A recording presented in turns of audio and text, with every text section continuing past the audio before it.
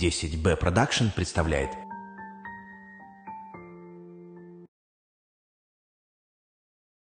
Мына гүлдерді қарашы, гүлге гүл қосылса одан сайын құлпырады емес пе? Дұрыс, мақтауым жетті. Ай, қыздардың осы әдетіне. Немене? Қыздардан жапа шегіп жүрген адам сияқты сөйледі ғой. Жоқ, жарасымдылығын айтамын. Күлкінге көз тоймай еді емес пе? Кейде сен осындай тәтсіздер айтқанда жауап таба алмай қалатын не екен, а?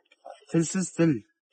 Көзбен көрде ішпен біл деп Абай айтқандай осы сөздің жауабы осыда. Таптың. Әрдайым осы екеуміз кездескенде саған көп нәрсе айтқым келеді, сенің білгім келеді. Бірақ та ойларым құра алмай қалады. Неліктен екен? Иә, ондай нәрсе менің басымнан да өткен.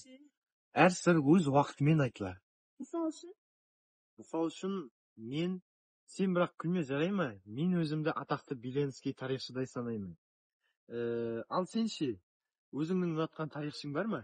Я, әрине бар. Бірақ ақын болмау еркінде азамат болу борышын демеймін, Некрасов. Айналайын ақылыңнан. Мына гүлдерді қарашы, алғаш рет танысқанда Сапар Жәмила тойларың құтты болсын деп тұрғандай. Сол кез әлі есімнен кетпейді. 4 ауыз сөздің басын құра алмай, 90 күрсінгеннің әлі есімде. Сүйем деген сөзді айту үшін діріде берекен қашып еді, ал қазір сенің сүйем деген сөзің саламатсыз ба дегеннен оңай тапып барады. Ал сен ше, соңғы рет Сапар мен сені сүйем деп қашан айтып едің? Күн айтамын, сүйемін сені, Сапарым деймін. Сапар, не болды? Саған хат келді. Кімнен екен? Шамасы әкемнен екен. Ардақты жаннан артық көруші баламыз Сапар. Біз де Құдай деп жүріп жатырмыз. Торбайтал мертігіп, жарты етін баспаққа айырбастадым. Жұманазардың қызы көрші совхоздағы бір трактористпен қашып кетті. Ал балам, келіннің айы жақындады. Сонда қызметке қалам деген екенсің. Қарсылық жоқ. Түсімде кездік тауып алып жүрмін. Құдай қаласа келін ұл табар. Нәрестенің бұғанасы қатқан соң алып қаламында келінді жаныңа жіберемін. Сау сәлемет бол. Тілектес Сәкең Ахмет. Өйткен тілегі құрсын. Құдай қаласа Раушан баласын жетектеп әкесінің үйіне бара қояр. Енді қайтты ма? Жоқ, Сапар. Мықты бол. Мен түгілі жазушы да артисте ажырасып қайтадан үйленіп жатқан жоқ па? Жаным-ау, Раушан, сен 2 қабат болсаң да 4 қабат болсаң да ендігі маған керек Жәмиладай оқыған мәдениетті адам. Әкесі де Алматының мықтысы. Соның көмегімен біраз жерге жетіп қалармын. Жоқ, Сапар, мықты бол. Жүрегі жарылып кетсе де хабар беруге тура келеді.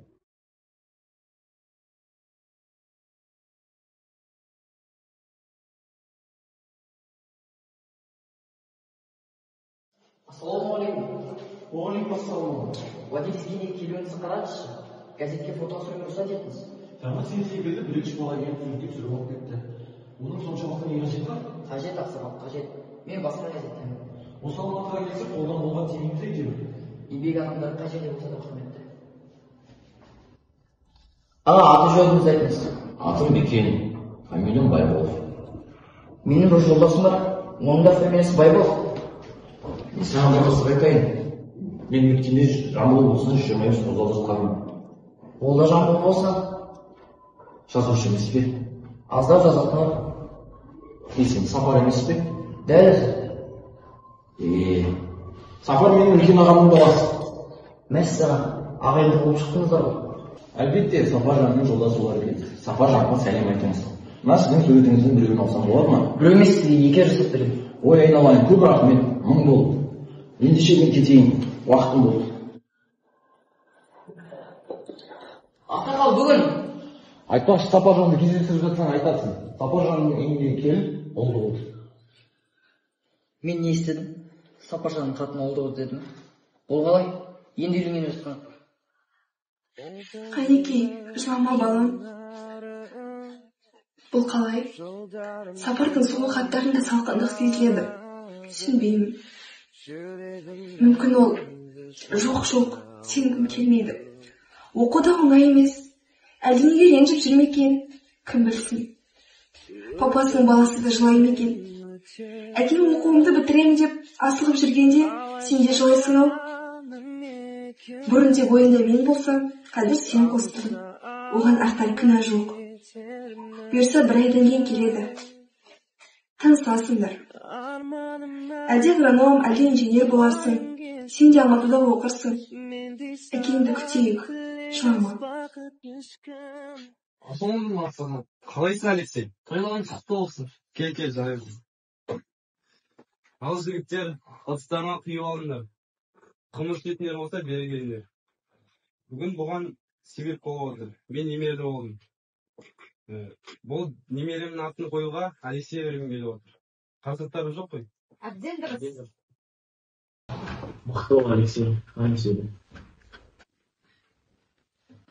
Мықты бол дегенде қалай?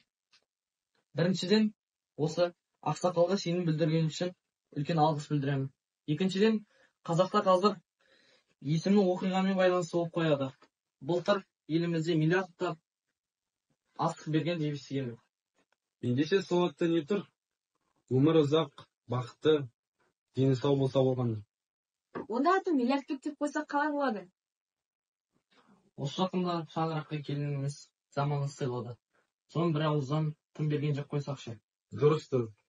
Жаныма ойыма шықтым. Тым бергеннің өмірі бақытты болу үшін алып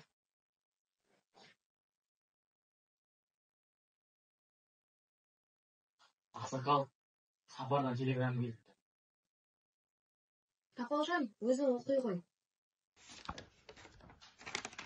Бірнеше рет тезетінде етіп хат жазып едім. Түсінбепсің. Амал не? Кешір. Мен мұнда үйлендім. Сапар. Не дейді мынау? Бетім ау, не масқара. Аллай сақтай көр.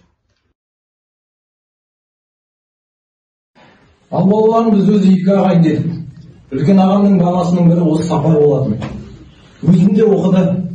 Әлгі, Аға, сізге ертең айтасыз дедім ғой. Сапар, тәртіп, ақсақалтындай. Сапар әлі бала ғой, ұясын ұлтқан шығар.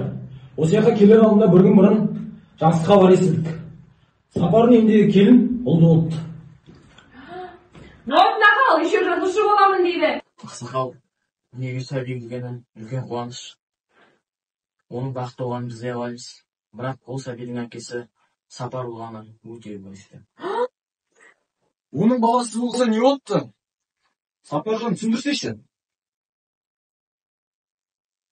Жігіттер, мен ең алдымен ақсақалдан кешірім сұраймын. Егер жиналған себебімізді айтсақ, келмей қалады деген оймен ақсақалды қонақ болыңыз деп шақырдым. Жәмила да кешірер, басқаны болмады. Ода не бар? Мына ініңіздің әйелі бар екенін бәрімізде бүгін білдік.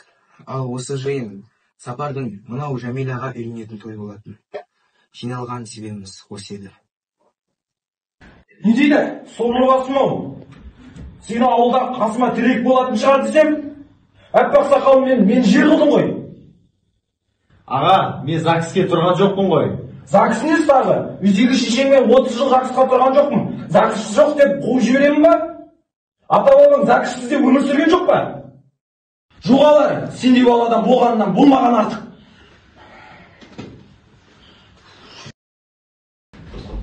Кетіп қалдың ба, Раушан? Так қолыңды. О, айналайын, қағам, келіңдер. Мені мына жерден құтқаршы. Айбетпеңіздер. Мен ешкімнің ошағына өрт, өзіңе дер салайын деп келгенім жоқ. Бала өзімдікі. Ана қорғансыз қалатын заман емес.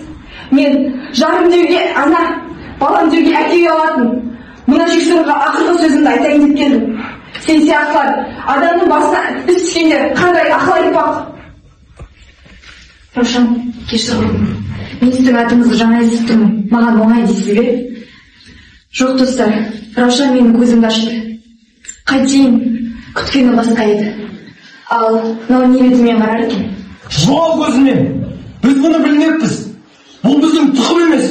Түңлік астында, бөлтек болшасында, бөлтек болшасында.